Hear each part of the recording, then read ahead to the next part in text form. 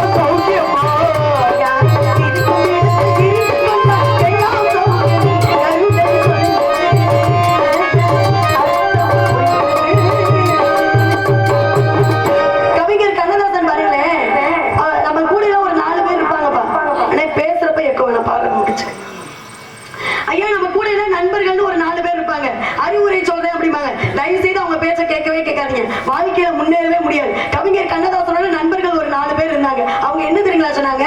கவிஞர் கண்ணதாசா நல்ல தத்துவ பாடல்கள் எல்லாம் கொடுத்துட்டு இருக்க, இப்ப ஒரு லட்சக்கணக்கில் மட்டும்தான் சம்பாதிக்கிறேன். இந்த பணத்தை நான் போட்டு ஒரு படத்தை எடு, அது கோடி கணக்கில் ஓடும், நீ ஒரே நாள்ல ஓகோன்னு பணக்காரனாயிரலான்னு அறிவுரை. அதாவது நம்மளுடைய முன்னோர்கள் சொன்னாங்க, தெரியாத தொழிலை தொட்டவனு கேட்டா, தெரிஞ்ச தொழிலை விட்டவனு கேட்டா அப்படின்னு. அப்ப கவிஞர் கண்ணதாசன் என்ன பண்றாரு அப்படின்னு பாத்தீங்கன்னா, இருந்த பொண்ணு பொருள் வீடு மனைவியுடைய நகைகள் எல்லாத்தையும் போட்டு ஒரு படம் எடுத்தார். அந்த படத்தினுடைய பெயர் கவலை இல்லாத மனிதன் படம் எடுத்தார். மனுஷன் அதோட கவலையா போயிட்டார். குடும்பத்துல ரொம்ப வறுமை, சாப்பாட்டு கூட உணவு இல்லாம ரொம்ப வறுமை. உடனே மனைவி என்ன பண்றாங்க அப்படின்னா, எங்க குடும்பத்துல ரொம்ப வறுமையா இருக்கு, உங்க கூட பிறந்த அண்ணன் கிட்ட போய் ஏதோ பணம் காசு இருந்தா உதவிக்கு வாங்கிட்டு வாங்க அப்படின்னு அனுப்பி வைக்கிறாங்க. கவிஞர் கண்ணதாசனுக்கு ஒரு நம்பிக்கை, கூட பிறந்த அண்ணன் ஒரு குடல்ல இருந்து பிறந்தவங்க உதவி பண்ணாம போயிடுவாங்களா, நிச்சயமா பணம் கிடைக்கும் அப்படின்ற நம்பிக்கையில பார்ப்பதற்கு போறாரு. ஆனா அங்க கவிஞர் கண்ணதாசனுக்கு கிடைத்ததோ பணம் கிடையாது, அசிங்கமும் அவமானம் மட்டுமே கிடைச்சது. நமக்கெல்லாம் கோபம் தான் என்னங்க எடுப்போம்? கத்தி கடப்பார மண்செட்டி சுத்தியது குருடு என்ன கிடைக்குதோ எடுக்க வேண்டியது. குருடா?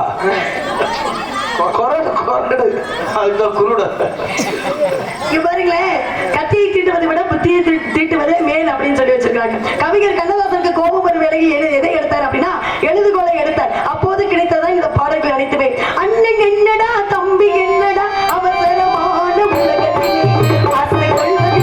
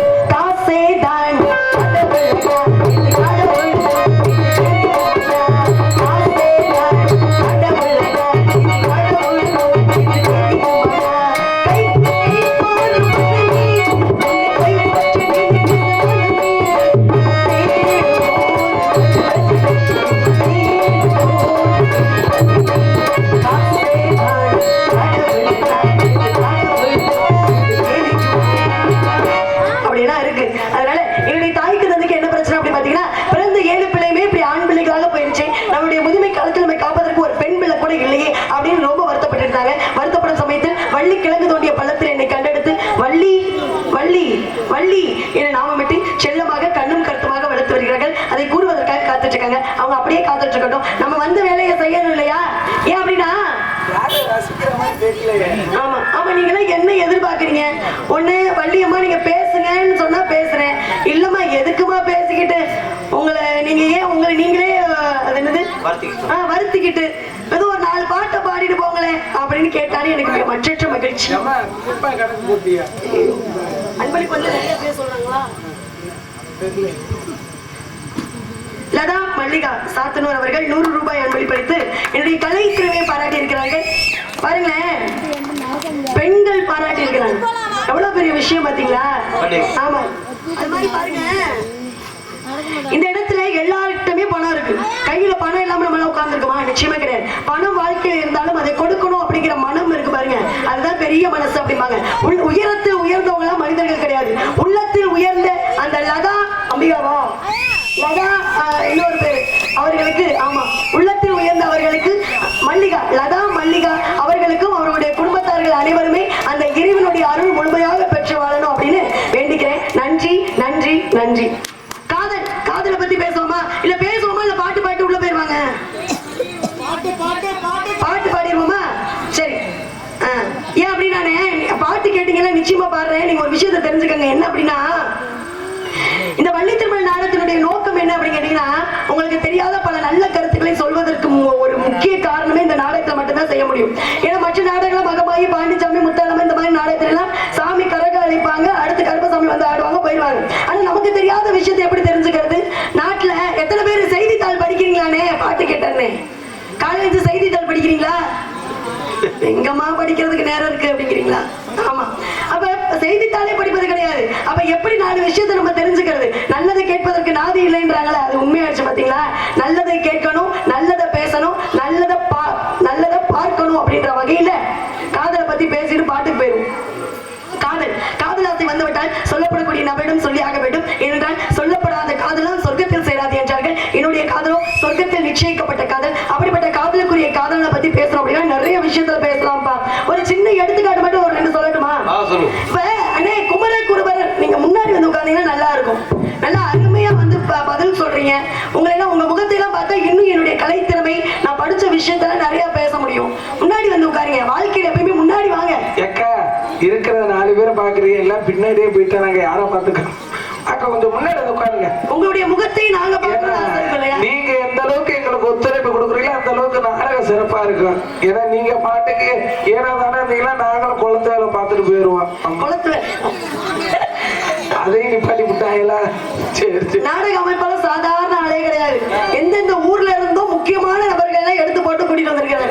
நல்லா பாருங்க, திண்டுக்கல் மாவட்டத்தில், இது என்ன மாவட்டம்? புதுக்கோட்டை மாவட்டம். திண்டுக்கல் மாவட்டத்தில் உங்களை எல்லாம் உங்களுடைய முகத்தை எல்லாம் காணணும் அப்படிங்கிறது இறைவனுடைய அருள்னால கிடைத்த வரம் இன்னைக்கு. அதனால நாடக அமைப்பாளர் சிறப்பான முறையில நாடகம் அமைத்திருக்கக்கூடிய அண்ணன் அழகர் சாமி அண்ணன் அவர்களுக்கு என்னுடைய நன்றி நன்றி நன்றி. இப்ப கருகப்புலாம்பட்டியா? தேனிமலை கருகப்புலாம்பட்டி அழகர் சாமி நாடக அமைப்பாளர் சிறந்த முறைகள் நாடகம் அமைச்சு தருவாரு. எந்த நாடகம் நிச்சயமாக அவரிடம் கொடுங்க. குறைவான வருமானத்தில் நிறைவு அமைச்சு தருவாரு அப்படின்றதை கருதி கூறி முருக பெருமானை பற்றி பேசணும் அப்படின்னா, குமரர் குர்பரர் என்று ஒருத்தர் வாழ்ந்துட்டு இருந்தார். அவர் யார் தெரியுங்களா? ஊமையாக இருந்த ஒரு மனிதர். ஊமையாக இருந்த மனிதரை கூட கந்தர் அனுபூதி என்று சொல்லப்படக்கூடிய 1008 பக்கங்கள் கொண்ட ஒரு பாடலை பாட வைத்த பெருமை என்னுடைய காதலனுக்கு தான் உரியது. இன்னொரு விஷயத்த சொல்லணும் அப்படின்னா, தற்கொலை பண்ணிக்கலாம் இருக்கக்கூடிய நபரை பேசி அவருடைய மனநிலையை மாற்ற முடியும் இல்லையா? தற்கொலை பண்ணணும் அப்படின்னு மலைக்கு போய் கீழே விழுந்தவங்களை யாருனாலையும் காப்பாற்ற முடியுமா? முடியாது. ஆனா காப்பாற்றினார் ஒருவர். யார் தெரியுங்களா? அருணகிரிநாதர் என்று சொல்லப்படக்கூடிய நபர். அவர் திருவண்ணாமலையில இருந்து குதிச்சு இறந்துடணும் அப்படின்னு போனாரு. குதித்தவரை தன்னுடைய கைகளில் ஏந்தி, அருணா ஏன் உனக்கு இந்த தற்கொலை செய்யக்கூடிய முடிவு? வேண்டாம் அருணா, வாழ்க்கையில் நல்லதை தேடு, நாக்கை நீட்டு அப்படின்னு சொல்லி தன் வைத்திருக்கக்கூடிய வேலினால் மூ என்ற எழுத்தை இட்டு, அருணா நீ முத்து முத்தாக பாட வேண்டுமடா அப்படின்னு சொல்லி என்ன பாடல் பாட வைத்தார்? முத்தை தருவத்தி திருநகை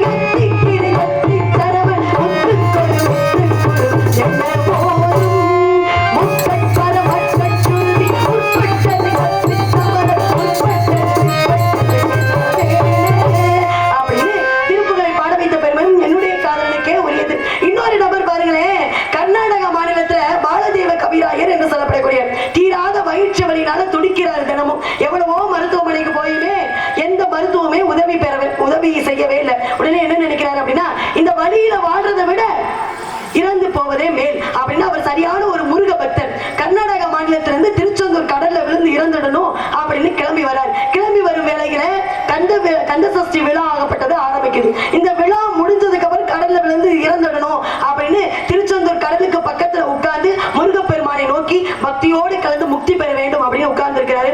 அவரை என்ன தெரியுங்களா பாட வச்சாரு? இது யாருக்குமே தெரியாது. சஷ்டியை நோக்க சரவண பவனா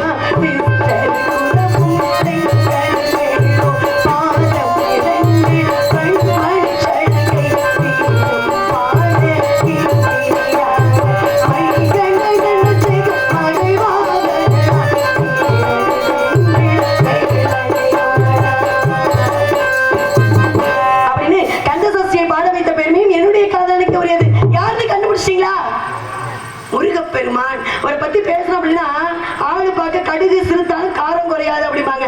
மூர்த்தி சிறுசு கீர்த்தி பெருசு அப்படிம்பாங்க பாருங்க. அது மாதிரி என்னுடைய காதலை பற்றி நான் பேசணும் அப்படின்னா விடிய விடிய பேசிட்டே இருப்பேன். எனக்கு மட்டுமே ஒரு தனி நாடகம் வேணும். அதனால இந்த மீனாட்சி அம்மனுடைய கோயில்ல காதல்னு வந்துருச்சா அடுத்து என்ன நடக்கணும்?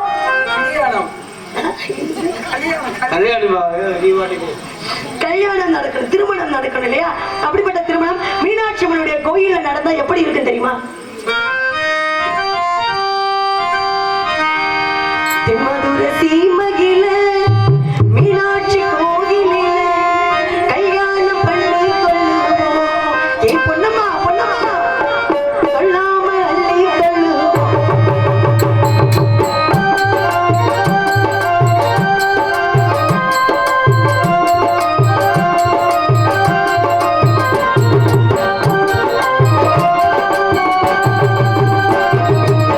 தென்மதுர சீமகில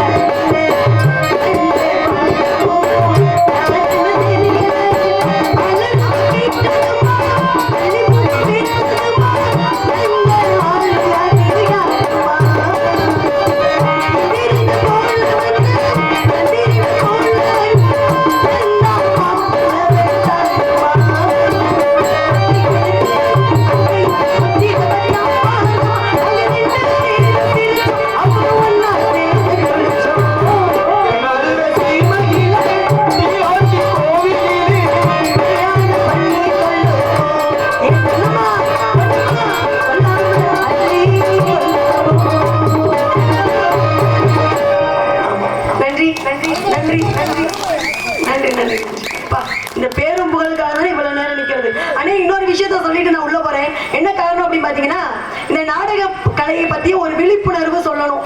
ஏன்னா நான் எப்பயுமே மேடை ஏறிட்டு அப்படின்னா இதை பேசிட்டு தான் எதா இருந்தாலும் பேசுவேன். இப்ப ஆடுது பாடுற நிகழ்ச்சியெல்லாம் பார்த்திருக்கீங்களாமா? எல்லாரும் பார்க்க தானே போறீங்க. எல்லாம் பார்த்திருக்கோம். அதுல பாருங்க, ஆண்கள் கூட்டத்தை விட பெண்கள் கூட்டம் அதிகம் வேண்டாங்க.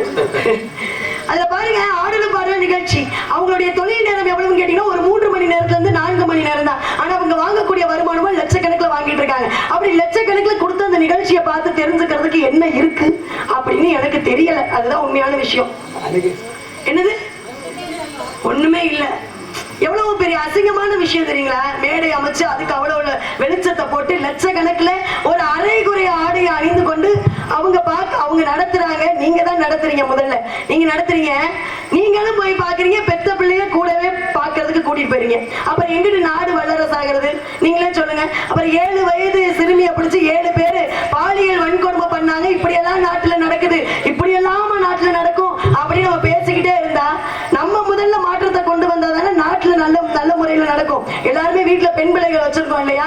தயவு செய்து நல்லதை பார்க்கணும் அப்படின்னு சொல்லிட்டு இந்த பாட்டு கச்சேரி பாருங்க, அவங்களுடைய தொழில் நேரம் 3 மணி நேரத்துல 4 மணி நேரம். அவங்க வாங்கக்கூடிய வருமானமா லட்சக்கணக்கில் வாங்குறாங்க. ஆனா ஒரு பாவப்பட்ட கலை இருக்குன்னா அது எந்த கலை தெரியுங்களா? எந்த கலைமா? அப்பா இப்படியே ஏற்றுக்கொண்டீங்களே, அது வரைக்கும் மகிழ்ச்சி. இந்த நாடக கலை மட்டும்தான். பாவப்பட்ட ஜீவன்கள் இருக்குன்னா அது யாரு தெரியுங்களா? வேற யாரும் கிடையாது. நாடக கலைஞர்களாக இருக்கக்கூடிய நாங்க தான். தயவுசெய்து நாடக கலையை மதிக்கணும். ஏன்னா நாடு செழிக்க வேண்டும், நல்ல மழை பெய்ய வேண்டும் பாடக்கூடிய ஒரே நிகழ்ச்சி நம்முடைய நாடக கலை மட்டும்தான். இரவு 10 மணிக்கு ஆரம்பிச்சு விடிய காலை 6 மணி வரைக்கும் நடக்கக்கூடிய ஒரே கலை இந்த நாடக நிகழ்ச்சி மட்டும்தான். அது மட்டும் கிடையாதுங்க. ஆயக்கலைகள் எத்தனை இருக்கு? 64 இருக்கு. என்னென்ன தெரியுங்களா? அக்கறை இலக்கணம், லிகிதம், கணிதம், வேதம், புராணம், வியாக்கரணம், நீதி நூல், ஜோதிடம், தர்மசாஸ்திரம், யோகம், மந்திரம், சகுனம், சிற்பம், வைத்தியம், உருவசாஸ்திரம், இதிகாசம், காவியம், அலங்காரம், மதுரபானம், நாடகம், நிறுத்தம், சத்தப்பிரமம், வீணை, வேணு, மிருதங்கம், தாளம், மகிந்திர பச்சை, கனக பச்சை, ரத பச்சை, அஸ்வ பச்சை, ரத்ன பச்சை, பூ பச்சை, சங்கிரமிக்கம், மல்யுத்தம், ஆகர்ஷம், உச்சாரணம், வித்வேசம், முதல சசம், ரசவாதம், காந்திரவாதம், பைப்ளவாதம், தாதுவாதம், கெழுத்துவாதம், காருடம், நட்டம், முட்டி, ஆகாய பிரவேசம், ஆகாய கவனம், பிரயோக பிரவேசம், அதிர்ஷ்யம், இந்திரஜாலம், மகேந்திரஜாலம், அக்னிஸ்தவம், ஜலஸ்தவம், வாயுஸ்தவம், கண்ணசந்தம், கெட்கதனம், அவத்தை பிரயோகம் என்று சொல்லப்படக்கூடிய ஆயக்கலைகள் 64 இருக்கு. அப்பா கைதட்டிய அந்த ஒரு 20 நல்ல உள்ளத்திற்கு கூட அந்த பெண்கள் கூட்டத்திற்கு முக்கியத்துவமா நன்றி சொல்லிக்கிறேன். இந்த ஆயக்கலைகள் 64மே முதன்மையான கலை எது அப்படின்னு கேட்டீங்கன்னா நம்முடைய நாடக கலை மட்டும்தான். முத்தமிழ் இசை நாடகம் என்று சொல்லக்கூடிய முத்தமிழையும் கொடுக்கக்கூடிய ஒரே கலை இருக்கு அப்படின்னா அது நம்முடைய நாடக கலை மட்டும்தான். நம்மளுடைய முன்னோர்கள் நமக்கு கொடுத்துட்டு போன கலை எது அப்படின்னு கேட்டீங்கன்னா இந்த நாடக கலை மட்டும்தான். வருடந்தோறும் நீங்க எல்லாம் நாடகம் வச்சு பார்க்கணும். முடிஞ்ச மாசத்துக்கு ஒரு தடவையாவது நாடகம் வச்சு இனிமேல்லாம் பாருங்க. அதனால எம்எஸ்பி அவர்கள் கலைஞர்களுக்கு ஒரு அருமையா ஒரு பாட்டு பாடினார். என்ன தெரியுங்களா? எவ்வளவுதான் கஷ்டம், கவலை, துன்பம், எவ்வளவு விஷயம் இருந்தாலும் இந்த மேடை ஏறிட்டாங்க அப்படின்னா நீங்க உங்களை எல்லாம் மகிழ்விக்கணும் அப்படின்ற காரணத்திற்காக எங்களை இழந்து எங்களை வருத்தி உங்களை மகிழ்விக்கணும் அப்படின்ற காரணத்திற்காக எம்எஸ்பி அவர்கள்